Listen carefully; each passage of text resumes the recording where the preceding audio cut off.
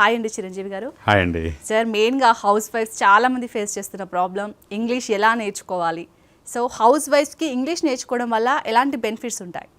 First మీరు అడిగింది house wives గురించి కాబట్టి ఈరోజు హౌస్ వైఫ్స్ ఒకప్పటి హౌస్ వైఫ్స్ అంటే ఒక 10 years బ్యాక్ తీసుకుంటే వేరు, ఈరోజు వేరు.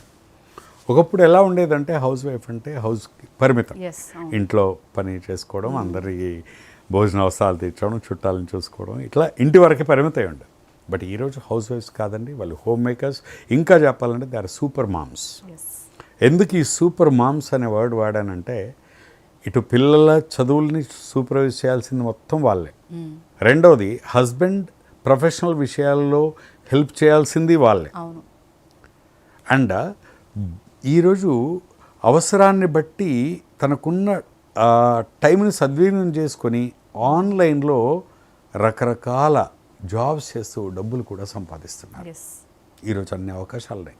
అందుకే ఈరోజు హౌస్ వైఫ్స్ అంటే అలా చూడడానికి లేదండి, వాళ్ళు they are the super moms.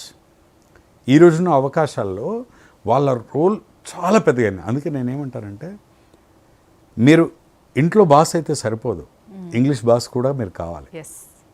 ఎందుకు ఇంగ్లీష్ బాస్ కావాలి అంటే చాలామంది హౌస్ వైఫ్స్ ఈ ఇంగ్లీష్ ఫ్లూయెన్సీ లేకపోవడం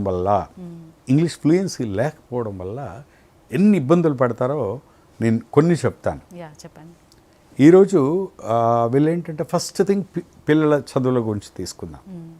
ఇంకా పిల్లల చదువులకు వచ్చే ముందు వీళ్ళ చదువుల గురించి మాట్లాడితే ఈరోజు మోడర్న్ జనరేషన్లో ఉన్న చిన్న పిల్లలున్న తల్లులందరూ కూడా వీళ్ళెవరు అన్ఎడ్యుకేటెడ్ కాదు, అందరూ డిగ్రీలు పీజీలు చేసిన వాళ్ళు.